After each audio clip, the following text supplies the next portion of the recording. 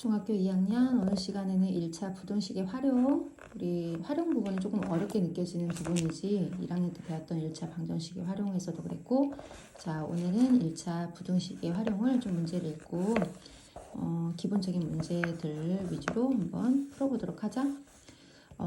여기 지금 문제를 선생님이 직접 가지고 왔는데, 어떤 정수의 2배에서 10을 뺀 수는 30보다 작다. 이때 정수 중 가장 큰 수를 구하시오. 이렇게 문제가 났어. 자, 그럼 먼저 식을 세워야 되겠지? 우리가 1차 부등식을 풀 때 활용 문제는 내가 무엇을 미지수로 놔야 되나? 이거를 먼저 정해야 돼.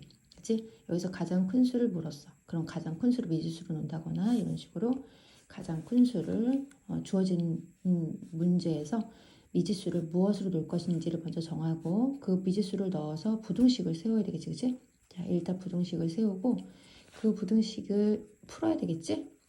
풀고 그 내가 답을 구한 해에 대해서 답이 맞는지 안 맞는지 확인까지 해주면 이제 끝나는 거지, 그치? 자, 그러면 이 문제 같이 한번 풀어보도록 하자. 일단 가장 큰 수를 구하시오 했는데, 가장 큰 수를 구하라고 했는데, 자 여기 어떤 정수의 2배, 자 어떤 정수를 이 문제에서는 x라고 놔야 되겠지, 그치?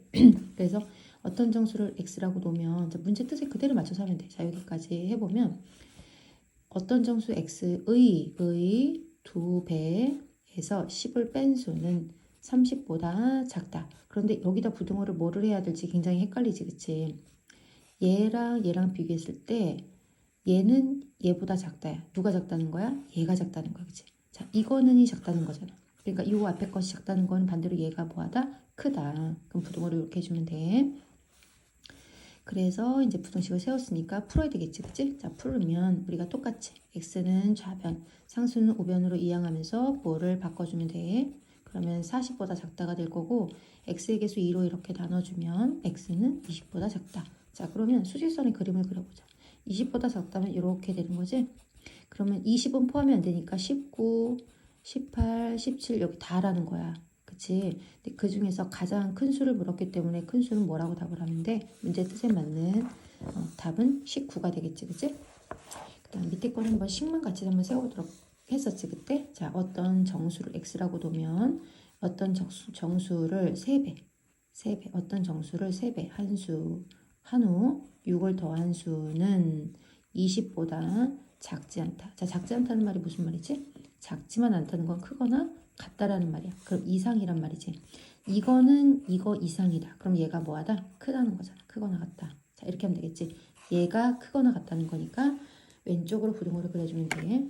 그래서 문제를 한번 풀어보도록 하고, 그 다음은 우리가 연속하는 세 자연수에 대해서는 중학교 1학년 때도 문제로 접해본 적이 있었는데, 연속하는 세 자연수는 맨 앞에 걸 x라고 놓고 x 플러스 1, x 플러스 2 이렇게 놔도 되고, 가운데 수를 x라고 놓고 1작은 수, 1큰 수로 해도 되고, 가장 큰 수를 x라고 놓고 x-1, x-2라고 놔도 되고 상관없지, 그치? 그런데 우리가 대부분의 문제를 풀 때는 가운데 수를 미지수로 놓게 되면 합을 구했을 때 플러스 마이너스 정수가 지워지기 때문에 문제 식의 뜻에 맞는 답을 구하기가 굉장히 쉽지, 범위를.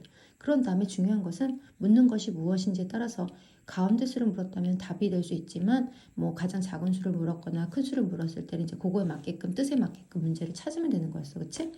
그러면 여기서도 연속하는 세 자연수의 합이 27보다 크다. 그런데 가장 작은 세 수를 그러면 구해봐라. 이렇게 했어. 자, 그러면 어쨌든 세 수를 구하려면 가운데 수를 미지수로 놓는 것이 가장 바람직하겠지? 문제를 풀 때 쉽게. 자, 그럼 가운데 수를 x라고 놓으면 걔보다 1 작은 수, 연속하는 세 자연수니까 1 작은 수, 1 큰 수 이렇게 놓으면 되겠지? 그런 다음에 이 세 수를 합하면, 자, 이 세 수를 합하면 27보다 뭐가 돼?